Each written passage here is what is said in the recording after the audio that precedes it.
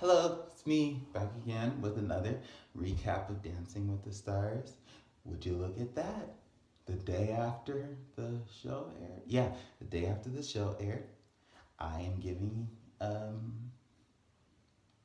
recap. That's what it is, or a review, or whatever these things are called. But yeah, it's week three. The season's kind of flying by. Um, but yeah, week three, Dancing with the Stars. It was Las Vegas week. Um, it wasn't terrible, but it wasn't that great. It's kind of I don't I personally I don't want them. They could do this theme again if they could do this theme again if they plan it out better. I think is the thing, because it had potential and had bright moments, but there was nothing that kind of not nothing, but it wasn't as amazing as it probably could have been. I thought the opening number was cute, but a mess. So kind of like Vegas. Um, they probably weren't really going for that, but you know. So yeah, again we have all four judges. As I said, we're gonna have them all the whole season. So yeah, let's just go ahead and get into this review thing. Okay, so up first we had Nick and Peta. They had a tango and they got a 26. And I actually thought this was an improvement over the past 2 weeks for Nick. Oh my god. Sorry. I thought this was an improvement over the last 2 weeks for Nick, in both just quality of movement and technique, and not both, but all quality of movement, technique, and performance. I think his performance was a lot better than we're used to seeing from him. He was actually kind of performing. He sort of got into the character of the dance.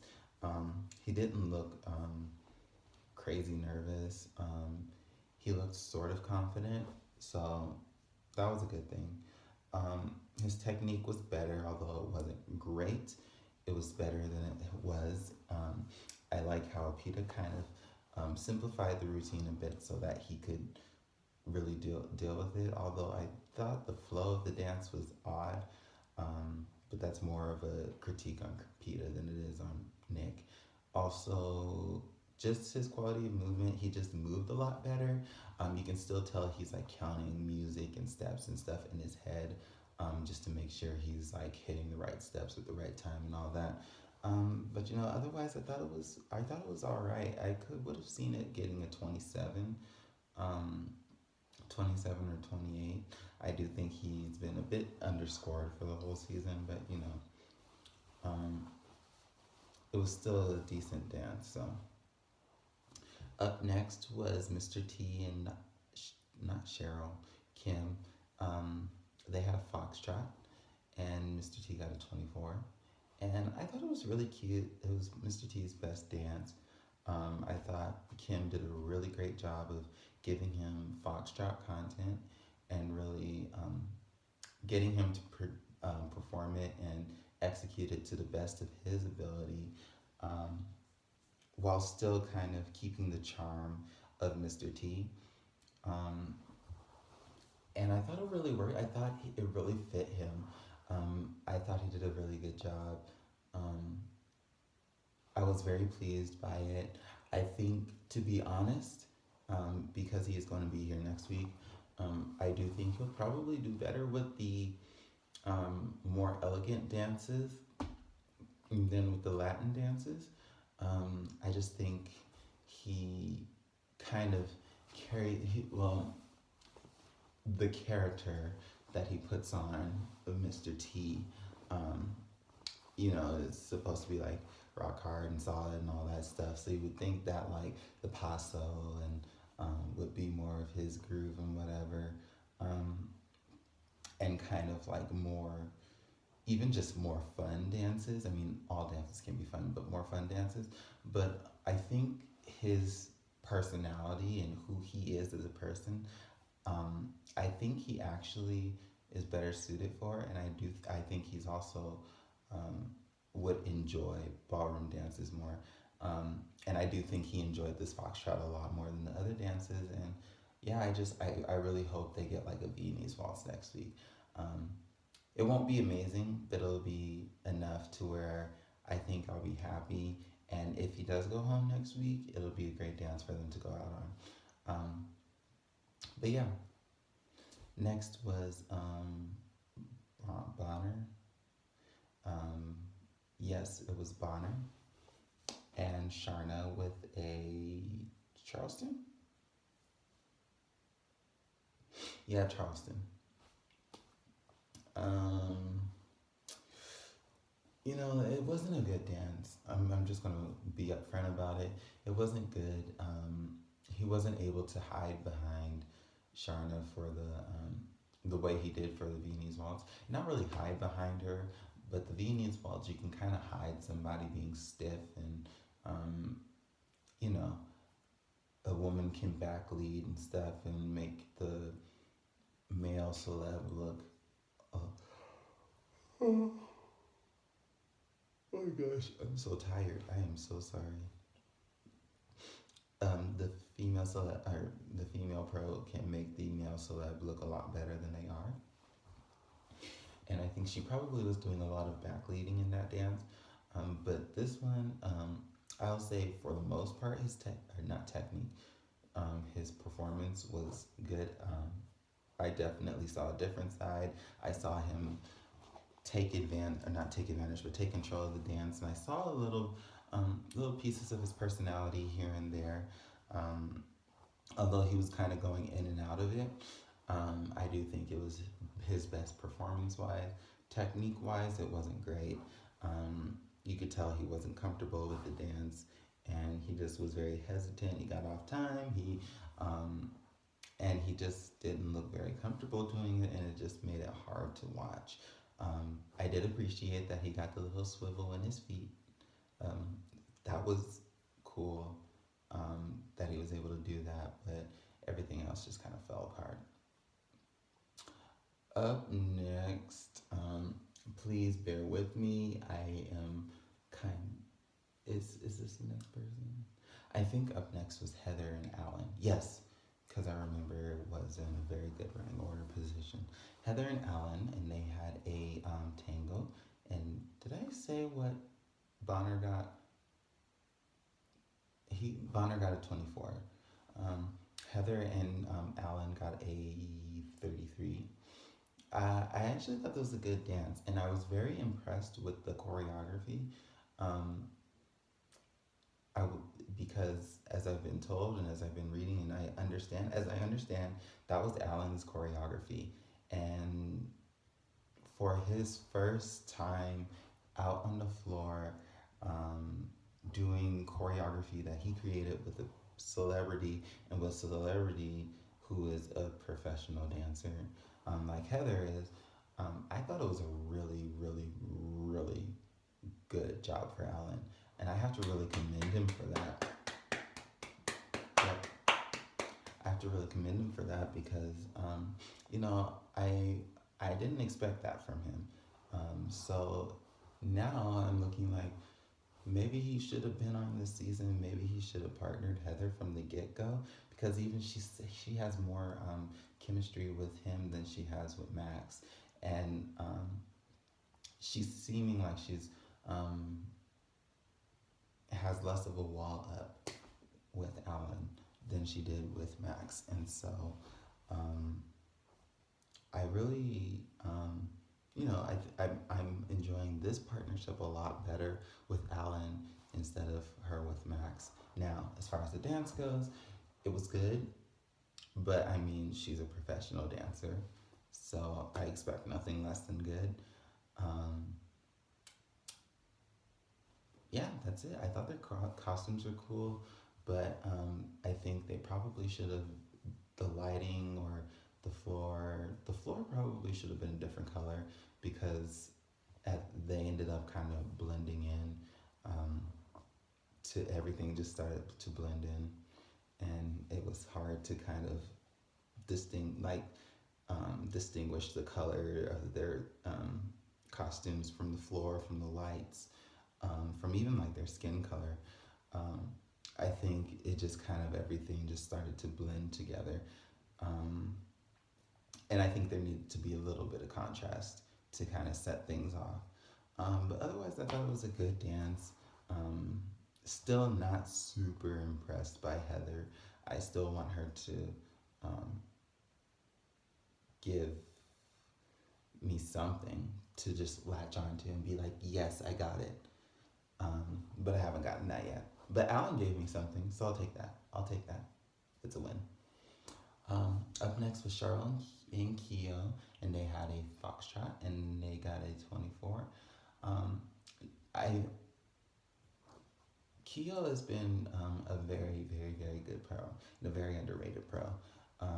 He has improved a lot, and I've been saying this over and over again as the seasons go on.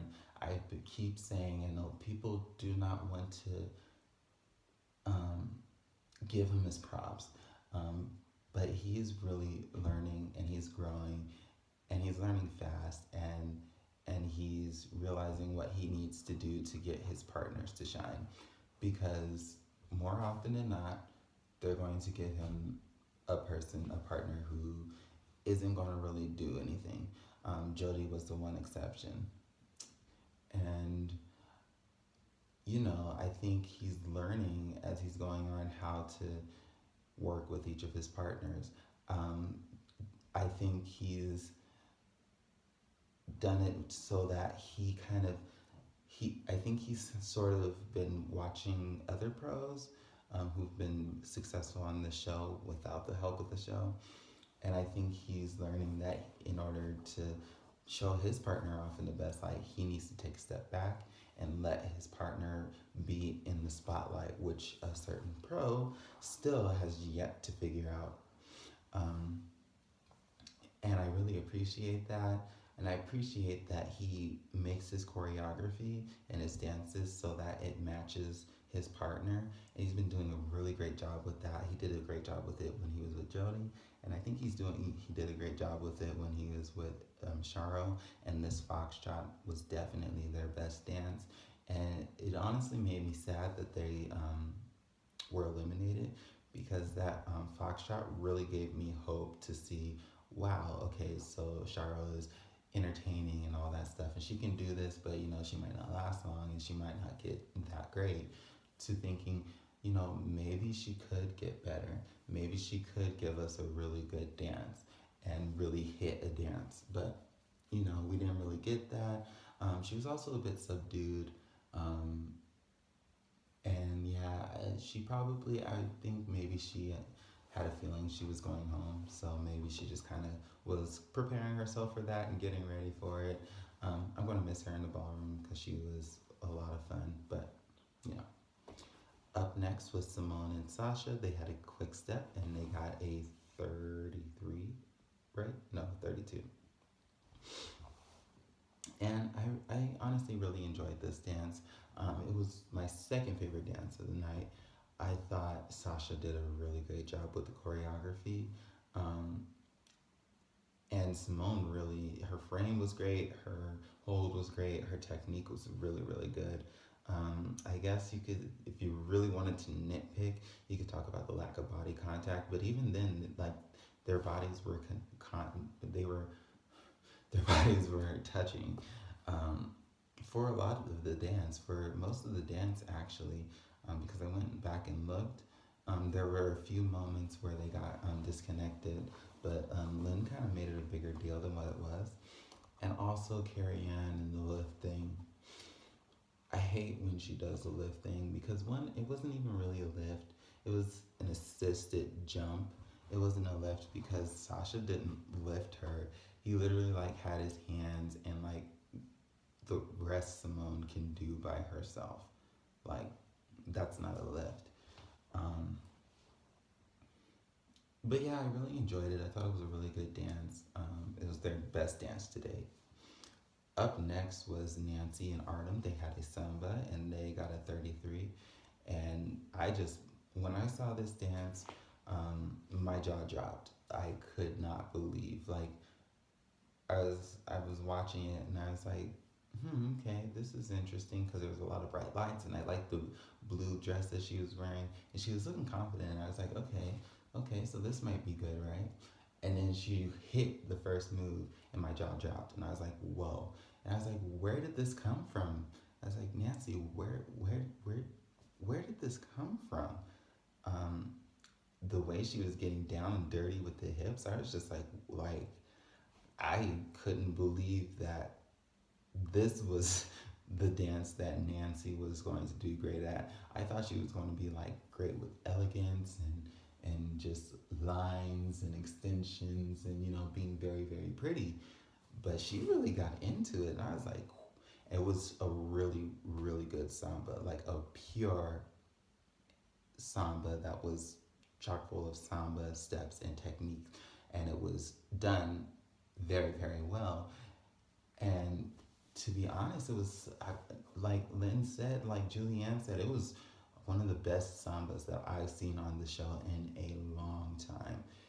One of the best pure sambas I've seen on the show in a long time, from all aspects, from performance, content, technique, all of that stuff. It was just good. It was my favorite dance of the night.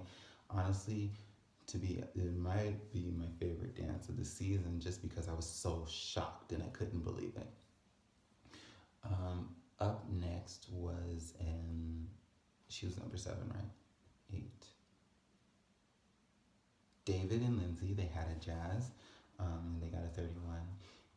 Again, I thought this was a good dance. I love how they really saved all the kind of show-stopping dances except for one for the end of the show, because it made the second hour of the show so much better to watch than the first hour. Um, I thought David did a really, really good job. I was a bit worried about this dance because, again, he kind of got a more of a character-driven dance. So when people get like character-driven dance or character-driven songs and themes and stuff like that, I always am worried about the actual dancing. But I thought he did a really good job with the actual dancing. Um, In fact, I thought it was really good, and I was surprised at how well he was able to kind of be in sync with the other men, and he just did what he needed to do. Of course, it's a jazz, so I can't really talk about content and all that stuff because I really, really, really don't know what a jazz is, though I have an idea, and it's not what's been done on this show. Most times, it's just kind of used as a code word for a freestyle, but otherwise, I thought it was really good. I thought it was a really good dance. It was really fun. And Lindsay is really playing her cards right this season. She's knowing exactly what she needs to do to make David go far. Um, so, yeah. Up next was um, Erica and Gleb, and they had a jive, and they got a 26. And it was nice seeing the side of Erica, um, a nice, fun, quirky side to her versus the kind of sensual and sexy and all that we've been getting. It was nice to see this fun, quirky side. I think that's going to benefit them a lot because they've been fading into the woodwork this season. But I do think that kind of change of direction for them in terms of character, I think it probably bought them another week because it made people kind of, it was different, so it made people kind of sit up and, okay, sit up and I thought I heard somebody and just watch what they were doing and see what this difference was.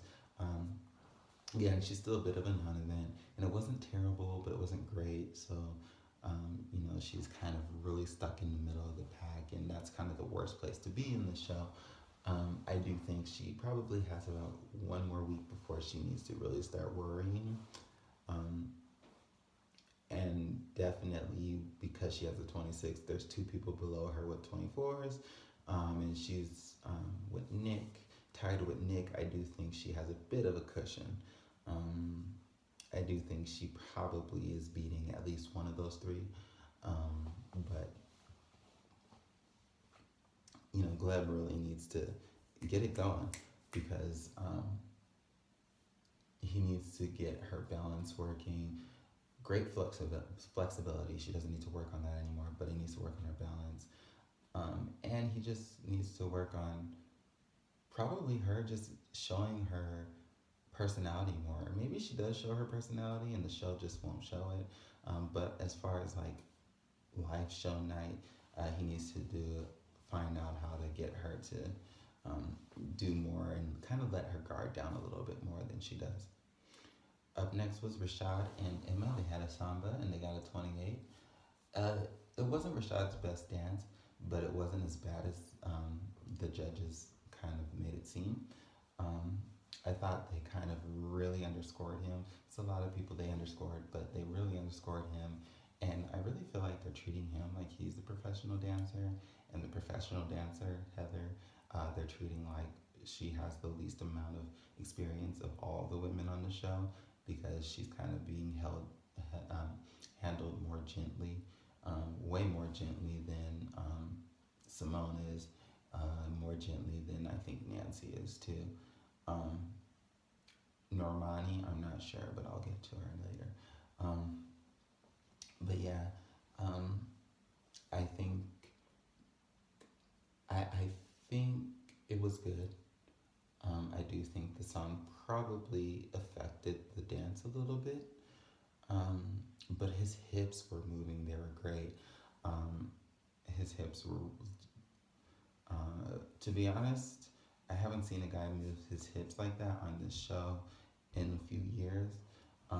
He's up there with probably Alfonso, and yeah, I would say that. And in terms of showmanship, he's just right up there with the best of them. So he does need to work on his technique. He does need to work on his feet, especially.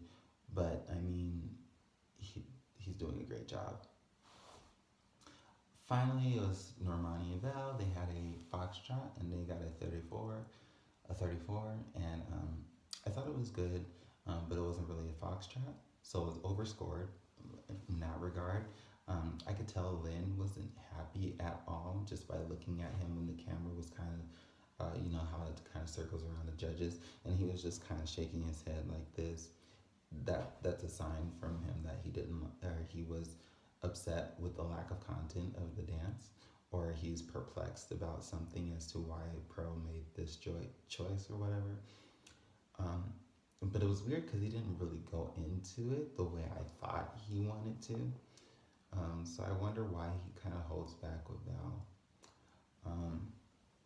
Because he does have a tendency to hold back his criticism with Val, and there have been times that I've seen him kind of do that, and he's like holds back. But with other pros like Derek and Karina and Sharna at times, and who else has he done that with? Oh, he's done that with Whitney as well.